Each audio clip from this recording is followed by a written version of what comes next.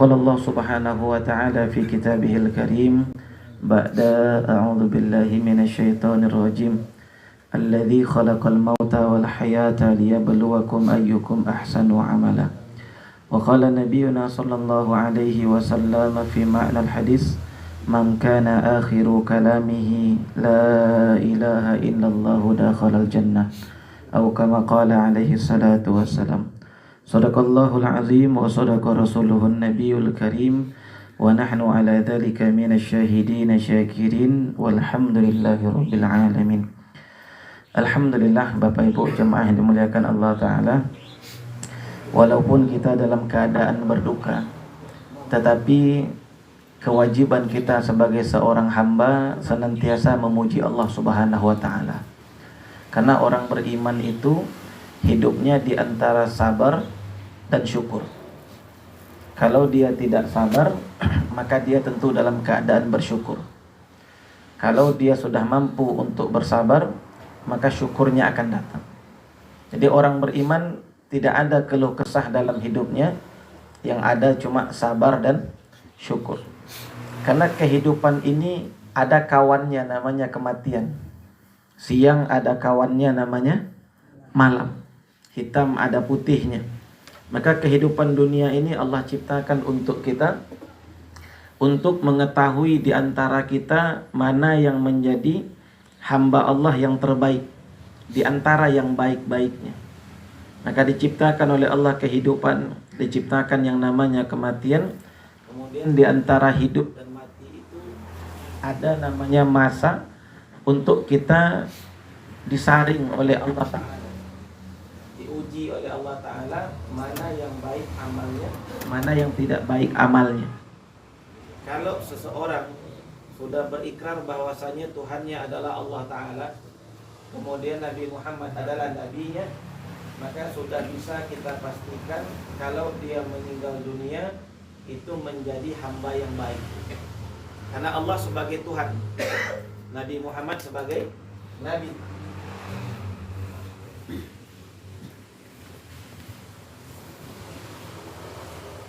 Karena ini syarat mutlak.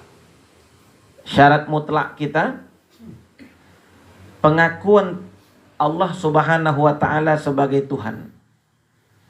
Kemudian pengakuan terhadap Nabi Muhammad itu utusan Allah dan Nabi yang terakhir. Maka setiap pagi kita dianjurkan oleh Nabi membaca doa raditu billahi rabba wa bil islami wa bi Muhammadin nabiyya wa rasulah. Ini kata ulama fikih, ini dibaca 3 kali ba'da subuh, ba'da maghrib. Zikir yang lainnya banyak Pak. Subhanallah ada, alhamdulillah ada, Allahu akbar ada, la haula wala quwata illa billah ada. Tetapi yang 3 ini, ba'da subuh dan ba'da maghrib, tidak boleh ditinggalkan. Tetapi kata ulama tasawuf, ulama ahli ma'rifat, bacanya 7 kali. Dua-duanya disampaikan oleh Nabi SAW. Karena kalau ini sudah kita ucapkan, maka kalaupun seandainya dia hidup, kemudian selama hidup itu tidak pernah sholat, datang Ramadan tidak mau puasa, hartanya cukup, masanya cukup, nisabnya, tidak mau dikeluarkan zakatnya, dengan saudara tidak akur, dengan tetangga tidak baik, tapi dia mengakui Allah sebagai Tuhan, Nabi Muhammad sebagai nabinya, Islam sebagai agamanya. Kalau dia mati, kata Imam Syafi'i, itu wajib untuk kita selenggarakan jenazahnya. Kaum muslimin ada kewajiban fardu kifayahnya untuk memandikan jenazahnya, mengkafani jenazahnya, kemudian menyolatkan jenazahnya dan menguburkan jenazahnya. Ini dia tidak pernah sholat seumur hidup. Ramadan tidak mau puasa, zakat tidak dikeluarkan, sedekah dia malas, baca Quran tidak ada. Tapi dia mengatakan kepada orang banyak, saya ini Islam, saya Muslim. Allah Tuhan saya, Muhammad Nabi saya, Islam agama saya. Ini kata Imam Syafi'i, kita punya kewajiban fardu kifayah kita untuk menyelenggarakannya. Bagaimana kalau yang meninggal dunia itu saudara kita yang dia pernah nampak sholat oleh kita. Pernah nampak sholat. Pernah nampak sama kita dia ikut puasa juga. Pernah nampak sama kita dia bersedekah. Pernah nampak oleh kita dia bersilaturahmi. Pernah nampak sama kita dia punya hubungan baik dengan keluarganya.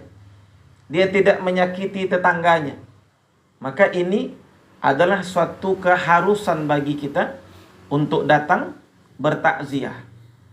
Dulu di zaman Nabi ada satu orang yang dianggap amalnya biasa saja.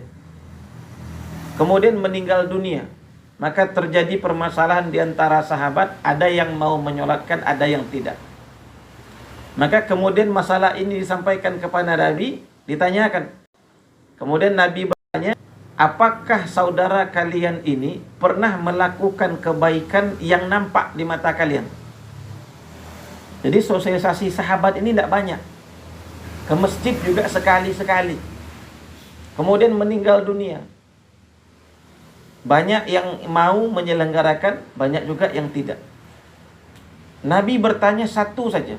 Adakah kebaikannya yang banyak orang melihatnya? Ketika dia melakukan kebaikan itu, banyak orang menyaksikannya.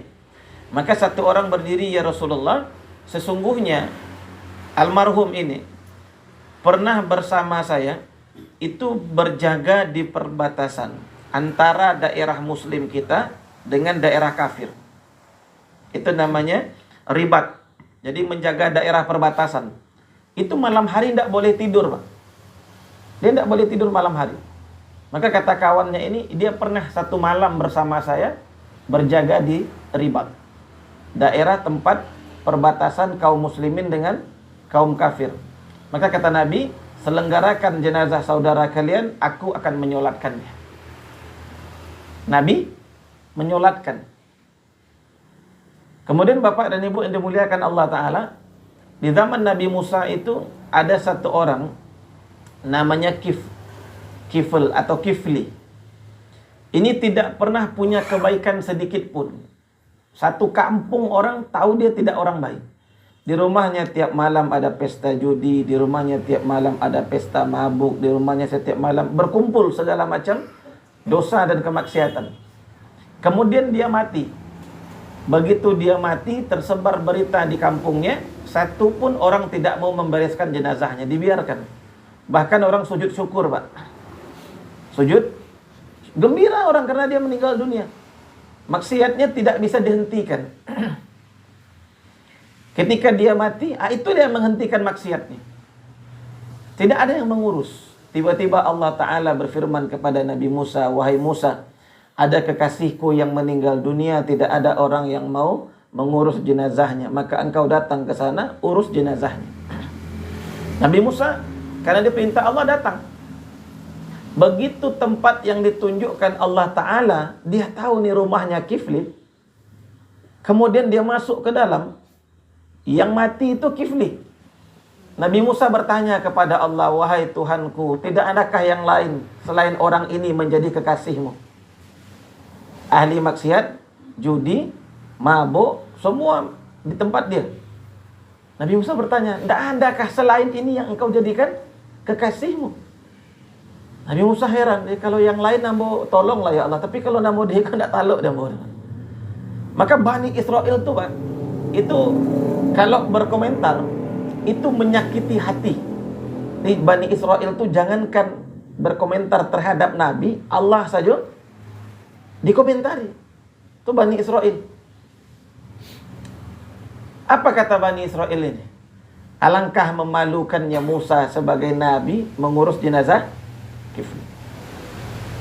Tetapi Allah berkata kepada Nabi Musa, wahai Musa, engkau mengetahui apa yang tidak diketahui, aku mengetahui apa yang tidak engkau ketahui, dan engkau hanya mengetahui apa yang engkau ketahui. Nabi Musa bertanya, wahai Tuhanku, kenapa ini dijadikan kekasihmu? Maka Allah berfirman kepada Nabi Musa, sesungguhnya Kifli ini aku jadikan kekasihku ketika ada namaku di dalam Taurat. Kemudian dia menemukan itu, maka dia letakkan di atas kepalanya, dia letakkan di tempat yang tinggi. Dalam riwayat lain, dia cium itu, ditaruh di atas kepalanya, ditinggikan tempatnya. Jadi kalau dia awak kini Pak, Quran cabi Pak. Nah, Quran lamu, Quran cabi, kemudian jatuh. Nah, awak besok kan tinggal diangkit di lataan saya Pak. Kiflin tak dimuliakan Pak, diangkat itu dicium. Ditaruh di atas kepalanya, kemudian ditinggikan. Di negara yang bermazhab Hanafi, itu Quran kalau tidak dibaca itu dibungkus Pak. Awak punya kain, buat baju balabiah kainnya. Kain apa Bu? Itu digunakan untuk membungkui Quran. Jadi di dalam mazhab Hanafi, Quran berdebu itu makruh Pak. Tak boleh babu Quran itu. Jadi kalau Bapak Ibu pergi ke India, Pakistan, Turki, Uzbekistan, Cina, awak tak akan sebut Quran berdebu Pak. Karena dibungkui. Kalau tidak dibaca. Nah, tapi kalau begitunya baca tiap hari, kan tak mungkin babu Quran. Di Quran yang babu itu karena tidak tiap hari dibaca. Allah Subhanahu wa taala menyukai itu. Dan karena ini dijadikan kifli itu kekasih Allah. Jadi ada orang yang dalam pandangan manusia kok buruk bana. Tapi dalam pandangan Allah begitu mulianya. Bahkan sebaliknya, ada orang yang di mata manusia aku dipuji luar biasa Pak. Diagungkan. Salahnya dibela. Tapi di pandangan Allah sehina-hina manusia. Jadi awak tak bisa memandang orang itu dengan satu kacamata Pak. Tapi pandangan Allah itu lebih hebat daripada pandangan manusia. Keburukannya tampak, cuma kebaikannya hanya Allah yang mengetahui. Ini diselenggarakan oleh Nabi Musa. Bapak dan Ibu jemaah yang dimuliakan Allah Ta'ala, maka di tempat kita, ini namanya takziah. Takziah itu kita datang ikut berduka. Karena ada ahli keluarga di tempat itu yang telah lebih dahulu dipanggil oleh Allah Subhanahu wa Ta'ala. Maka ini menjadi sunnah. Nabi juga takziah. Ketika ada yang meninggal dunia, Nabi juga takziah. Bahkan Nabi berpesan. Nabi berpesan kepada pamannya Sayyidina Abbas, kalau nanti aku mati, kata Nabi, maka kasih makan orang Madinah selama 3 hari. Dijamu Pak. Kalau dalam fikih itu istilahnya sedekah mayit. Ahli keluarga bersedekah untuk mayit, diniatkan untuk mayit diberikan kepada orang banyak. Nabi berpesan, ketika Nabi meninggal Senin pagi, dikebumikan Rabu malam, karena tidak ada yang sanggup untuk mengerjakannya, penyelenggaraan tidak ada yang sanggup. Semua sahabat berduka, hatinya tergoncang. Bahkan Sayyidina Umar berkata, kalau ada kalian yang mengatakan Nabi ini meninggal dunia, saya pisahkan kepala dengan badan kalian.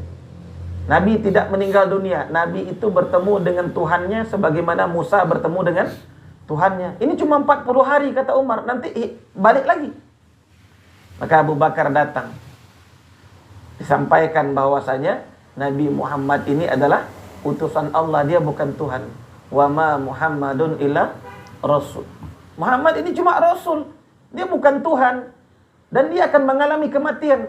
Baru tersadar Sayyidina Umar. Jiwa tergoncang sahabat. Rabu malam baru dikebumikan. Maka Kamis, Jumat, Sabtu, Sayyidina Abbas masak banyak. Disuruh orang-orang untuk datang untuk makan. Satu pun tidak ada yang mau makan Pak. Sial orang nak mau makan, Nabi baru meninggal. Maka Abbas berkhutbah dia. Aku melakukan ini karena Nabi yang memerintahku, dan aku adalah ahlul baitnya Nabi, keluarganya Nabi. Maka kalau kalian tidak mau makan, aku yang makan pertama kali. Sayyidina Abbas makan, maka orang banyak ikut makan. Ini dijelaskan Imam Jalaluddin As-Suyuti dalam kitab beliau. Bapak dan Ibu yang dimuliakan Allah Ta'ala, Nabi mengalami kematian, tentu kita juga mengalami kematian. A'maru ummati baina sittina wa sab'in. Umur umatku itu antara 60 tahun dan 70 tahun. Ada yang sampai ke angka 60, ada yang tidak. Ada yang lebih di angka 70. Jadi menjelang 60 lebih dari 70. Wallahu alam, Pak. Karena umur ini Allah sudah tetapkan. Dunia baqaddar muqaddar, akhirat baqaddar mihnat. Kata orang-orang Persia, takdir untuk dunia Allah sudah cukupkan. Sejak kita dalam rahim, itu semua kebutuhan kita telah Allah cukupkan lewat tali plasenta namanya. Anak di dalam rahim itu hidup dengan tali plasenta. Gizinya Allah cukupkan. Organ tubuhnya Allah cukupkan. Begitu dia keluar dari alam dunia, 2 tahun Allah cukupkan dengan disusui oleh ibunya. Maka semuanya, mulai dari pakaiannya, kemudian air yang dia minum, makanan yang dia makan, bangunan tempat tinggal yang dia huni, kendaraan yang dia pakai, Allah sudah tentukan takdirnya. Air, kalau Allah tentukan takdirnya, umpamanya itu 150.000 liter, umpamanya. Maka kalau cukup 150.000 liter, itu hamba tadi akan mati dia. Karena Allah ciptakan 2 makhluk, namanya satu maut, kematian, yang satu namanya rezeki. Maka maut dengan rezeki ini berlomba, berpacu, dia balapan terus. Sampai nanti pada akhirnya yang menang itu rezeki atau maut? Rezeki habis, maut datang, Pak. Seseorang tidak akan mati selama rezekinya masih ada. Bapak Ibu yang biasa memandikan jenazah, mohon maaf, itu ditanya enggak sabunnya yang dipakai enggak? Sabun cair atau sabun batang? Bertanya enggak? Kamai itu? Enggak. Kan enggak ditanya Anda. Sabunnya Look, Lifebuoy. Kan enggak bertanya Anda? Enggak. Kenapa tidak ditanyakan? Bahkan enggak bi. Tapi kalau nyosaki di rumah sakit, ditanya masih bisa enggak, Pak? Apa teraga? Walaupun enggak bisa makan, Pak. Teraga gini, goreng ayam, Indomie, bubu ayam, teraga. Jadi kalau awak sakit, Pak, orang kok sayang bana kah, Pak? Tapi ketika cekak, nyuacuan. Enggak ditanya-tanya. Kenapa? Rezekinya sudah habis, Pak. Ketika di kafani itu tidak ditanyuan kain mana yang dipakainya. Di lemari kainnya banyak atau punya pabrik kain. Ditanyuan tidak mak kain yang dipakai, Pak? Tidak. Tetap di kafan. Paling kok ada keluarganya takana, Pak Ustaz. Beliau pernah haji atau beliau pernah umroh. Ada kain ihramnya, Pak Ustaz. Boleh dipakaikan tidak itu untuk kafannya? Paling itu ditanya dek keluarga, Pak. Boleh ya, pakaikan. Di antara lapih kain kafan itu pakaikan kain ihram. Tapi kalau ambo biasanya di buku terakhir, Pak. Di buku paling luar. Kain ihram itu. Kalau pernah haji dan umroh. Dan tidak ada masalah. Dan kafan pun tidak wajib, Pak. Kafan tidak wajib. Kalau dia mati syahid, dikuburkan dengan baju apa yang dia pakai. Sahabat Nabi ahli Badar itu berpesan kepada keluarganya, kalau aku mati nanti, ambilkan jaket yang dulu pernah aku pakai di perang Badar bersama Nabi. Dan pakaikan jaket itu dengan jenazahku, kemudian dikuburkan. Jadi sebenarnya pakai jas itu bukan kebiasaan orang Kristen, Pak. Ini meniru awak sebenarnya. Ini meniru awak. Hitam-hitam takziah, tidak hitam-hitam, Pak. Takziah itu warnanya putih. Orang Nasrani takziah warna hitam. Orang Muslim takziah warna putih.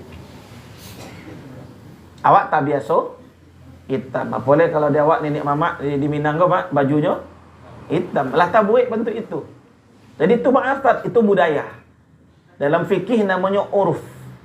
Budaya masyarakat setempat yang tidak melanggar nilai syariat boleh dipakai. Nggak mungkin dirubah ke warna putih sadonya. Nah, Bapak dan Ibu yang dimuliakan Allah Ta'ala, ini keadaan ketika Nabi meninggal dunia. Dan umur masing-masing kita sudah dijata. Maut dengan rezeki sudah berpacu. Sudah berpacu dia. Almarhum ini rezeki menang di usia 58 tahun. Kan betul kata Nabi. Menjelang 60 atau lewat 70. Nah, Bapak dan Ibu dimuliakan Allah Ta'ala, ternyata kematian itu ada untungnya. Jadi mati itu ada untungnya. Apa untungnya orang yang sudah meninggal dunia? Dosanya tidak bertambah, Pak. Awak nani duit kok masih ada potensi dosa bertambah. Nyo ndak mengecek orang dibuncung loh, tapi dalam hati.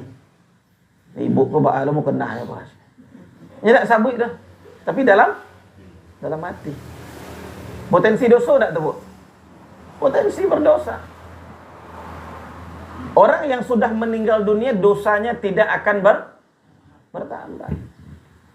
Untung yang kedua, dia akan mendapatkan tambahan pahala. Akan mendapatkan tambahan pahala. Dari mana itu tambahan pahalanya? Kalau mati anak Adam, semuanya habis. Semuanya putus. Ada 3 kecualinya. Illa min salasin. Kecuali ada 3 hal kata Nabi. Sedekah jariyah, ilmu yang bermanfaat, doa anak yang soleh. Sedekah jariyah ini akan tetap mengalir walaupun secara zohir yang disedekahkan itu telah habis. Umpama sedekah 1 sak semen pembangunan masjid. Kemudian masjid itu direnovasi, dibongkar, dipindahkan. Yang 1 sak semen itu hilang enggak pahalanya, Pak? Enggak. Selagi masjidnya tetap ada, maka pahalanya tetap mengalir. Enggak putus dia. Beberapa daerah itu ribut. Lahan kok sampai ada lahan baru, enggak jauh dari musaji itu dipindahkan. Maka yang bertahan tuh alasannya hilang pahala orang yang dulu-dulu bersedekah. Nah, untuk simennya, basinya, untuk keramiknya, untuk segala macamnya hilang pahala, enggak hilang, Pak. Karena masjid itu bukan bangunan. Masjid itu amal. Masjid itu amal. Bapak Ibu nanti kalau haji atau umroh jalan-jalan ke Mesir, itu ke Mesir yang bukan kotanya. Itu masjid di situ, Pak. Cuma pasir saja. Ada batu 4 titik saja, Pak. Letakkan batu sampai sudut. Kemudian nyo azan. Setelah azan beko tiba orang tah dari mana, Pak? Solat itu. Awak bertanya dalam masjid. Mana masjid tak nampak? Dalam masjid tu. Tak ada bangunan, tak ada watuk, tak ada lantai, tak ada karpet. Orang-orang Mesir pedalaman tu kalau mereka tak punya masjid, tak mesti dibangun. Tiba-tiba beko ada yang azan, itu orang berkumpul saja, Pak. Ampe sudut saja batu dibuat. Karena masjid bukan sekadar bangunan. Nah, sedekah jariyah yang pernah kita letakkan di masjid, di panti asuhan, atau di mana saja yang kita pernah meletakkan sedekah jariyah kita, amalnya tetap berlanjut. Tak akan putus, Pak. Oh, tapi nyo kalau sedekah tu namanya paling dulu disebut itu, Ustaz. Anda boleh namanya nomor 2 tu doh. Atau ria namanya tu, Ustaz. Itu ndak ranah awak manusia, Pak. Ria atau ndaknya urusannya jo Allah. Awak kadang kerajo Allah bambit. Aku ria, Ustaz. Ndak ada urusan jawab, Pak. Biarkan orang beramal, diterima atau tidak urusan dia dengan Allah. Sedekah jariyah, ilmu yang bermanfaat. Ada perkara baik yang pernah kita ajarkan, kemudian orang mengamalkannya. Dia berikan lagi kepada orang lain. Itu sedekah, Pak. Sedekah menjadi ilmu yang bermanfaat. Oh, mesti jadi guru, Ustaz. Mesti jadi dosen, guru ngaji. Enggak. Apa saja kebaikan yang pernah kita berikan, ilmunya, baik ilmu dunia atau ilmu akhirat, itu menjadi tabungan bagi kita. Cara membuka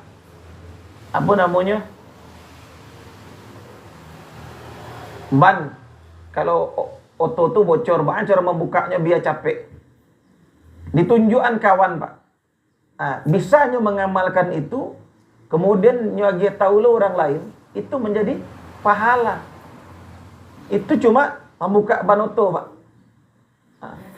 Atau memelokan pipa yang patah. Itu menjadi pahala kita. Yang ketiga, anak yang soleh, yang mendoakan orang tuanya. Oh, kalau nyendak punya anak, Ustaz, ditakdirkan Allah nyendak punya anak, berdua saya laki bini sampai mati pulang pokok saya. Tak ada labu galihnya dah. Si anak yang mendoakan. Ternyata kata Nabi, anak itu 3. Satu anak yang dia lahirkan. Satu anak yang dia besarkan. Tidak lahir dari dia, tapi dia yang membesarkan. Yang ketiga, anak yang dia ajarkan. Anak yang diajarkan. Kenapa? Karena semua istri Nabi punya anak. Semua istri Nabi punya anak, baik dengan Nabi atau dengan suami sebelumnya. Kecuali satu. Sayyidah Aisyah tidak punya anak. Tapi dia membesarkan anak saudaranya. Abdullah bin Zubair, Urwah bin Zubair, kemudian Abdullah bin Ja'far, Fatimah binti Ja'far. Ini sepupu Nabi yang punya anak, itu semua di rumahnya Sayyidah Aisyah. Jadi tidak punya anak kandung, tidak ada masalah. Ada tidak anak yang awak gadangan? Ada tidak anak yang awak ajar? Itu menjadi keuntungan bagi kita. Berarti 2, Pak. Dosa tidak tiba. Yang kedua, pahala bertambah. Yang ketiga, apa untungnya orang yang meninggal dunia itu? Aibnya ditutup Allah. Aibnya ditutup Allah. Jadi kalau ada warga dunsana awak, keluarga yang telah meninggal dunia, ceritanya habis. Jangan cuba-cuba cerita dulu diulang balik. Kecuali Fir'aun boleh. Fir'aun boleh. Qarun boleh. Namrud, Abu Lahab, Abu Jahal, yang Allah ceritakan dalam Quran untuk diambil pelajaran, boleh, Pak. Tapi kalau saudara muslim kita sudah meninggal dunia, dia habiskan ceritanya. Tutup. Mangko bocok pesan, kalau kita memandikan jenazah, itu kita berhati-hati. Mohon maaf, awak kalau hidup, Pak, buang angin, busuk atau harum, Pak? Busuk, tidak harum. Kalau lah mati, awak yang hidup saja kalau kantui busuk, apalagi mayat. Kadang ada orang itu mau meninggal dunia makannya banyak, Pak. Malah pengen selero, teragak sadolahnya. Ada tidak mau makan. Ketika memandikan jenazah, terlalu keras menekan perut. Atau terlalu mengangkatnya terlalu tinggi, mendudukkannya. Nah, ketika itu kotoran tidak keluar. Karena mayat tidak ada makan beberapa hari sebelum meninggal. Tapi anginnya keluar, Pak. Karena ototnya masih bisa bergerak. Maka yang memandikan jenazah itu biasa saja. Cuma setelah dikebumikan sebulan, 2 bulan, 3 bulan, bercerita. Ambo patang. Kita karena apa? Maniang kursi anu. Iyo. Undi busuk panah waktu memandian tu, Pak. Bako tak itu, tak tahu lah bodoh. Yang mandang aku, bercerita lo di lapau, Pak. Undi kiranya si anu meninggal busuk panah. Busuk panah. Pindah lo cek lain, Pak. Karena manusia kan tak sabar dia muncul, Pak. Nyuhado saja nak dikecek tentang orang. Padahal yang pertama kali bercerita itu, dia tidak di situ posisinya. Dia mengambilkan air saja, Pak. Cuma begitu tabaun busuk, yang tahunya cuma busuk. Tapi kalau yang memandikan jenazah itu tahu, itu normal saja, Pak. Busuknya dek mayat kok masih ada angin, masih ada otot yang hidup, sehingga ditakan parui keluar anginnya, Pak. Biasa saja.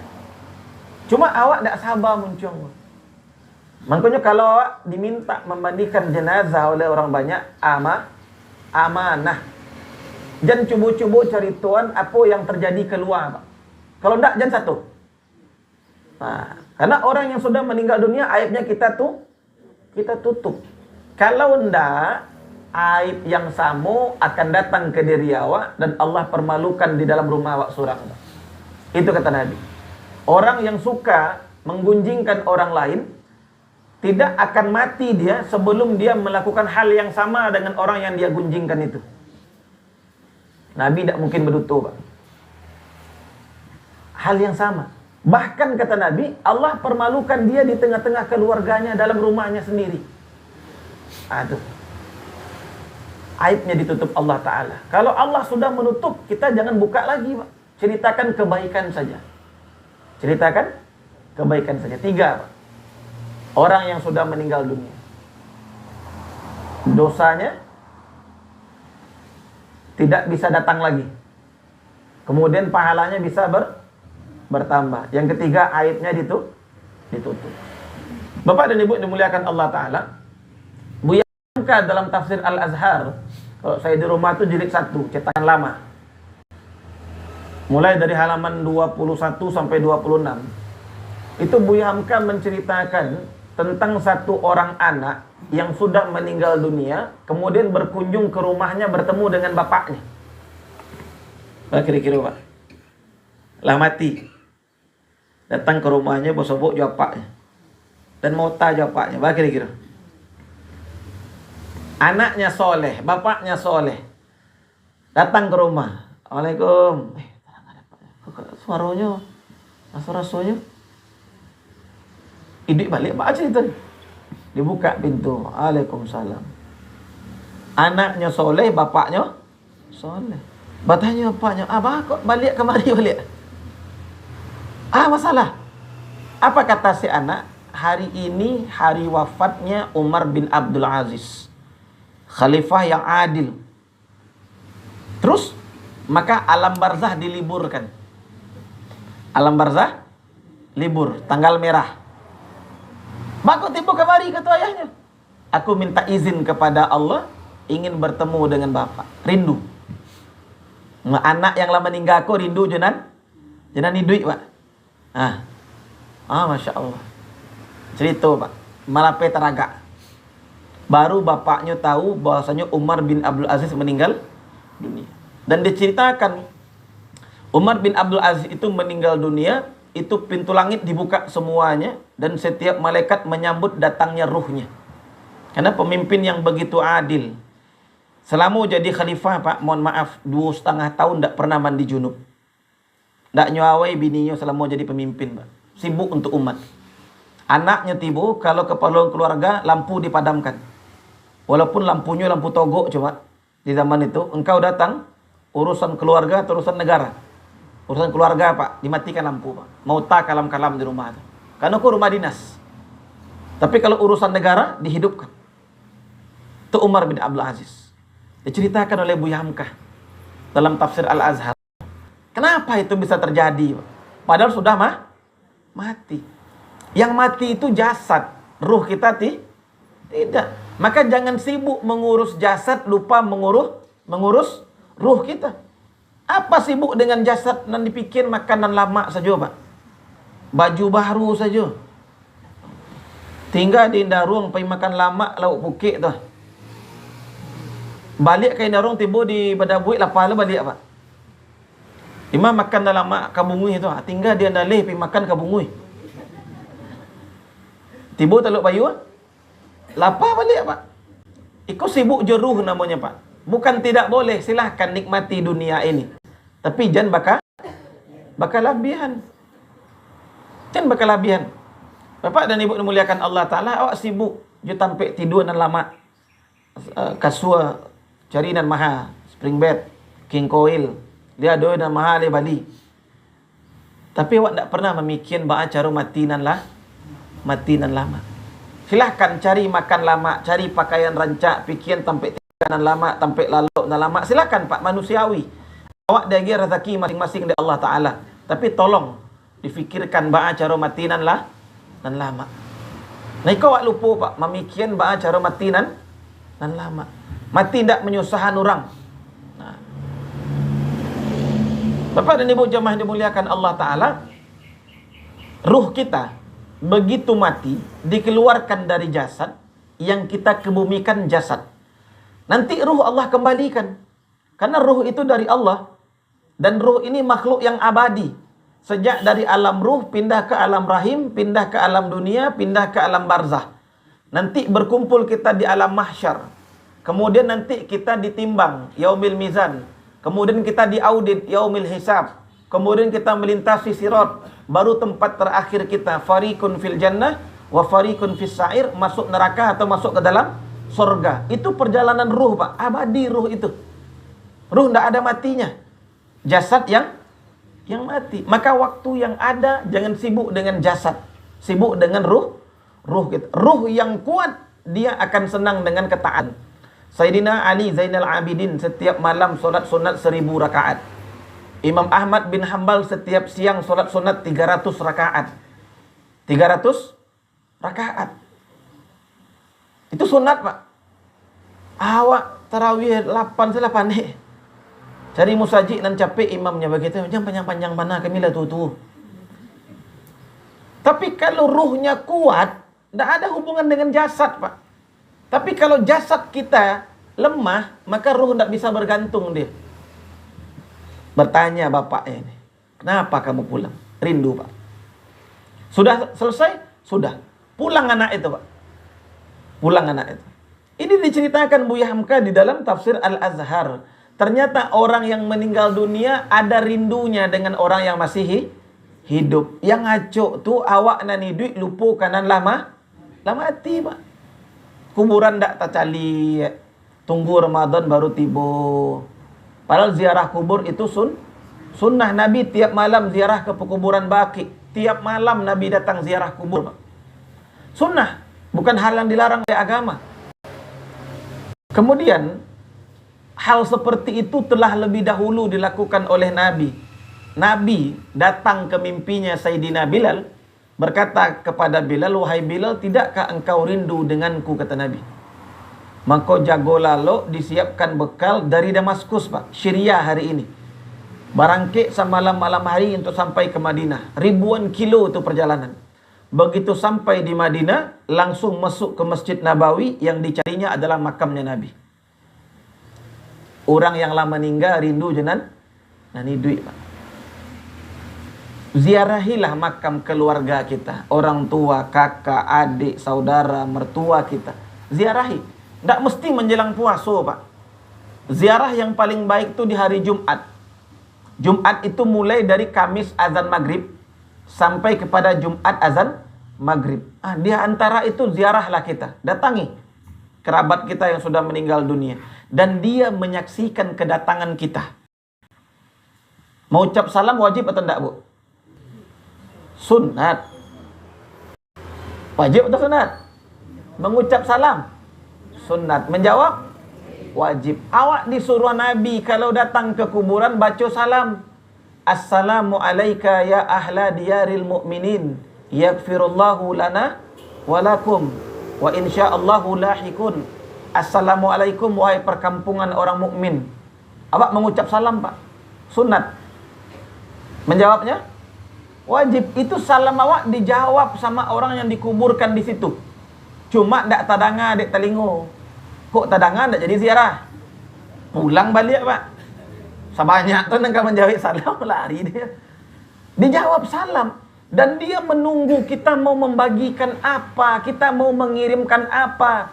Al-Fatihah mungkin, tahlil mungkin, atau Quran yang lain mungkin. Imam Syafi'i mengatakan mustahab membacakan Quran kepada mayit. Ambo pai ke Brunei, Malaysia, Singapura, Thailand, Filipina,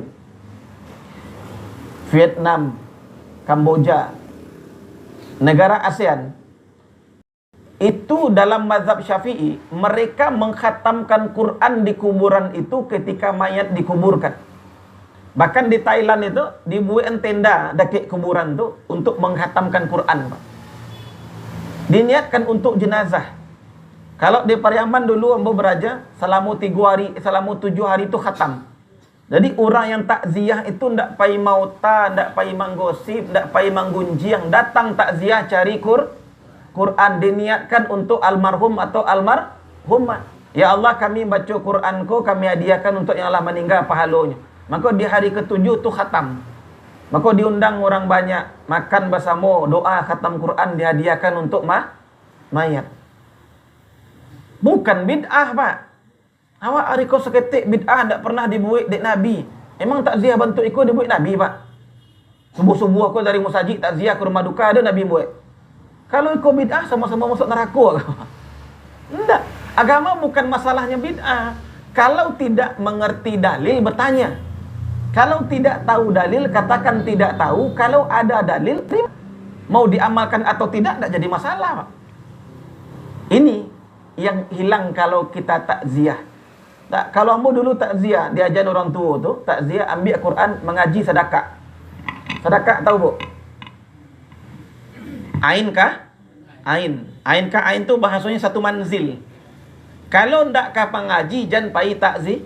Takziah bantu itu dulu orang tua majan, Pak. Sedekah. Kalau di Yaman itu sajus-sajus, Pak. Setiap orang tu datang takziah baca sejus.